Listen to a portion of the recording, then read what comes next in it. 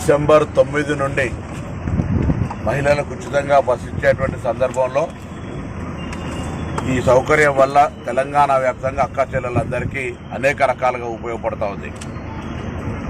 హుస్నాబాద్ బస్టాండ్కి సంబంధించి కూడా ఈరోజు ఇక్కడికి రావడం జరిగింది. ప్రయాణికులను యోగక్షేమాలు అడిగినప్పుడు వాళ్ళంతా కూడా సంతోషంగా అన్ని రకాల సర్వీసెస్ ఉపయోగించుకుంటామని చెప్పినారు.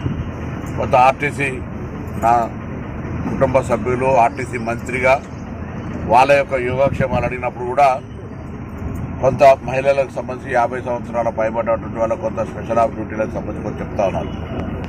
ఈ సందర్భంలో ఆర్టీసీ గత 10 సంవత్సరాలు నిర్వీర్యం అయిపోయి సమ్మె ద్వారా చేస్తే కూడా అనేక మంది చనిపోయినా స్పందించకుండా ఒక కొత్త బస్సు కొనకుండా ఒక కొత్త కార్మికుడికి లేదా ఆర్టీసీకి ఉద్యోగం ఇవ్వకుండా వ్యవస్థ అంతా కూడా నిర్వీర్యమైన సందర్భంగా ఈరోజు ఆర్టీసీ పూర్తిగా లాభాల దిశలో పోయేటువంటి పరిస్థితుల్లో పాత అప్పులు, పాత పిఎఫ్ నుండి, పాత సిసిఎస్ నుండి వాళ్ళ నిధులను వాళ్ళకు రిటైర్ అయిన ఇచ్చే విధంగా తీసుకునే ప్రయత్నం జరుగుతుంది.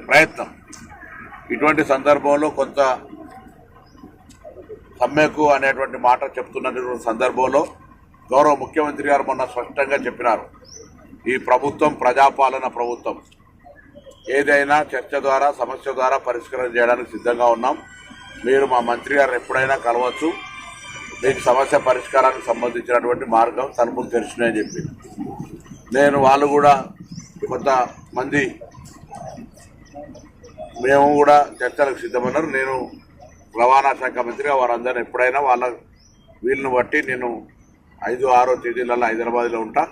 వాళ్ళు ఎప్పుడైనా కూడా నా దగ్గరకు వచ్చి తలుపులు చర్చ ఎవరైనా రావచ్చు, ఎవరైనా మాట్లాడవచ్చు. దానికి ఇదేమో అధికారికంగా పిలిచి అధికారికంగా రావాలి అట్లానేం అవసరం లేదు.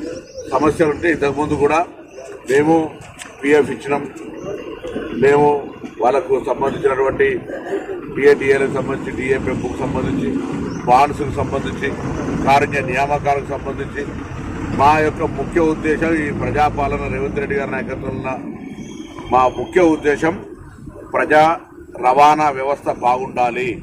ఇది గ్రామీణ ప్రాంత పేద ప్రజలకు సంబంధించిన రవాణా వ్యవస్థ.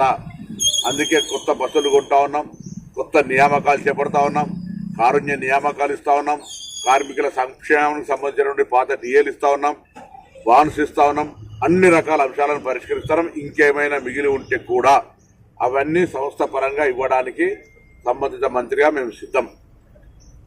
మా ముఖ్య ఉద్దేశం కూడా 3 ఉద్దేశాల మీద సంస్థ నడుస్తూ ఉంది. 1 సంస్థ పరిరక్షణ, 2 కార్మికుల సంక్షేమము, 3 ప్రయాణికుల సౌకర్యం. ఈ 3 విషయానికి వచ్చినప్పటికీ ఎక్కడ కూడా వెనుకోకుండా అన్ని రకాల చర్యలు తీసుకుంటా ఉన్నాం. కాబట్టి మరొకసారి ముఖ్యమంత్రి గారి మాట ప్రకారంగా కార్మికులు ఎవరు వచ్చినా వారి సమస్యలు ఏమున్నా ఇప్పుడనే కాదు ఎప్పుడైనా పరిష్కరించడానికి సిద్ధం. ప్రస్తుతం ఉన్నటువంటి రాష్ట్ర ఆర్థిక పరిస్థితుల దృష్ట్యా లేదా ప్రస్తుతం ఉన్నటువంటి ఈ పరిస్థితులలో ఆర్టీసీ ఇప్పుడే ముందుకు పోతున్నటువంటి పరిస్థితుల్లో మూలిగే నక్క మీద తాటిపట్టు పడ్డట్టు జరగద్దు. అనవసరంగా ఈ కొంత ఇబ్బందికరమైనటువంటి అంశాలు తేవద్దనే దానిలో వారందరూ కూడా నేను సందర్భంగా ప్రత్యేకించి విజ్ఞప్తి చేస్తాను. ముఖ్యమంత్రి గారి మాట ప్రకారంగా మీరు ఎప్పుడు వచ్చినా నేను డిస్కషన్కు రెడీ అనే విజ్ఞప్తిని చేస్తాను.